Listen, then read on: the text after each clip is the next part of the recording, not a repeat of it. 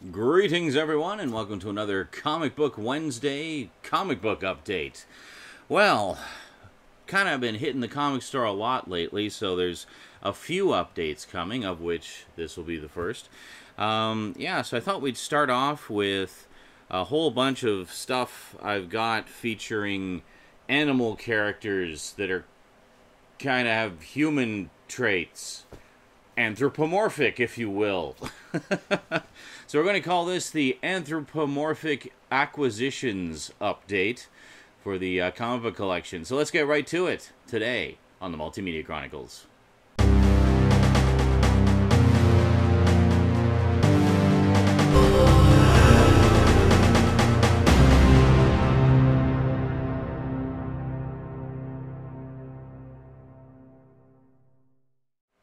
Welcome back. Alrighty, so let's start off with a trio of trade paperbacks. Now, this is a character that I have enjoyed for many, many years. I've talked about the original 70s series featuring this character on a few occasions. I've talked about the movie on occasion. And, so anyway, there was recently a revival of this particular character that I kind of steered away from a lot of the revivals over the years because they were always done by other people other than the original creator, and it seemed like the original creator was the only one who really nailed the character properly. This, however, is apparently an exception. This guy really did a good job, and this is absolutely hilarious and definitely a treat for fans of the original because it really captures the spirit of the original quite nicely. I'm, of course, talking about everybody's favorite foul-mouthed fowl, Howard the Duck. There you go. So this is Volume 0, which contains issues 1 through 5 of Howard the Duck, the 2015 series. And then I also picked up Volume 1, Duck Hunt. Volume 0 is What the Duck. So Volume 1 is Duck Hunt, which contains Howard the Duck 2015B, so the regular series, which followed, I guess, the mini-series. Numbers 1 through 6, and Unbeatable Squirrel Girl number 6. They did a crossover story there, pretty cool. I love Squirrel Girl. I bought the first volume of Squirrel Girl for Rosie, actually, for I think it was for Christmas. And then finally we have Good Night and Good Duck, which is Volume 2, which contains issues 7 through 11. And that is it. The series has actually been canceled, so Howard just can't get a break, man. So anyway, short and sweet. If you get all 3 of these volumes, you've got everything. You're done. So I figured since it's finished and I haven't really checked it out much other than kind of flipping through it. Skinslip really liked this a lot and gives it a very high recommendation. So so I've been wanting to check it out, and now I've got it all. So very cool. Next up, this is some of the most famous anthropomorphic characters of all time.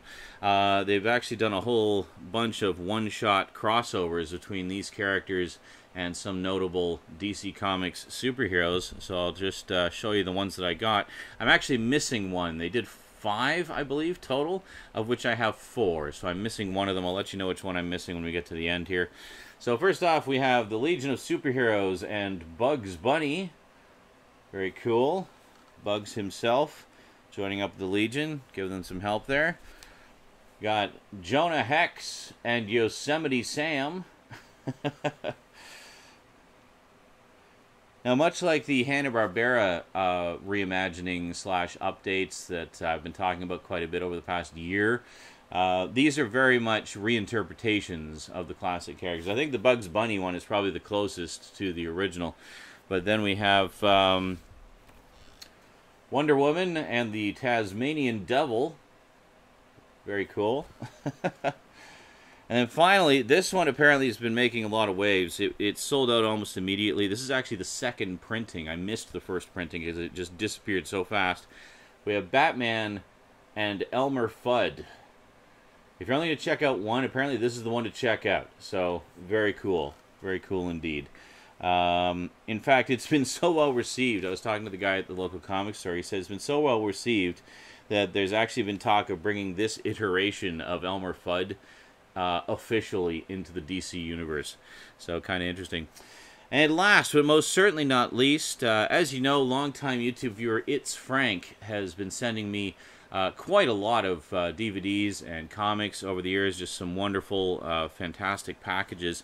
And this particular series is one that he's been sending me, both me and Rosie, different sort of collections of. Some were for me, some were for her.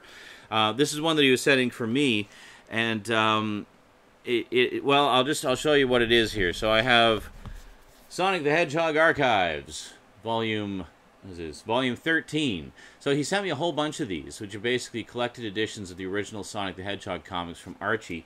Each one contains 4 issues. So this one contains issues 49 through 50.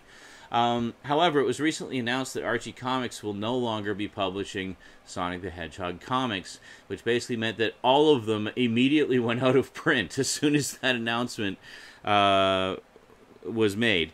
Now, that said, the local comic store was actually clearing out a lot of their trade paperbacks and reprint editions, so I was able to get a few fills for the Archives collection that Frank's been sending me, and fill in at least a few of the gaps. There's still a couple of gaps, so I might have to special order some, or find them online or something, just to fill in the gaps there. But this was nice, because they were in the clearance bin, so basically these were all $4 each, which is pretty cool. It's less than half price.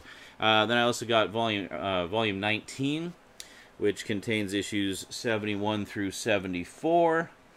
And then finally, volume 20, which contains issues 75 through 78. So I guess they did like, I know they did 24 for sure, 24 volumes. I'm wondering if they did 25, just make it up to an even, up to issue 100, but I don't know. I'm gonna have to look around and see what I can find, and just kind of fill in the rest of the gaps there. But yeah, I mean, Frank gave me the vast majority of the collection, so it's pretty cool. So there's not too many more I need to get to kind of make it a solid run of 1 through 24. So yeah, so pretty cool to at least find those and fill in those gaps, and all the other nifty stuff as well. Alrighty, well, that is it for this week's update. Just, not perhaps my usual fare that you see, but I thought you might find it interesting. I know these Warner Brothers ones have been kind of making a lot of news lately, and of course Howard the Duck is Howard the Duck. It's always awesome, great stuff. I've said it before, I'll say it again. Do yourself a favor and check out the original series of Howard the Duck. It's available in a complete collection edition. There's like 3 volumes of it out now. I think there's a 4th one on the way. And it has all of the original comics from the 70s and 80s. And the first couple volumes in particular I highly recommend, because that's really the creme de la creme of old school Howard. So you definitely, do yourself a favor and check those out, because they're really good. And also check out the new series, the one written by Chip Zdarsky, because it's apparently quite good too. So I can't wait to dive into these. Alrighty, that is it from me to you for now, folks. So big thanks to you for watching. Big thanks to my Patreon sponsors for supporting the show. Really appreciate that. And we'll see you next time. So until then, sayonara.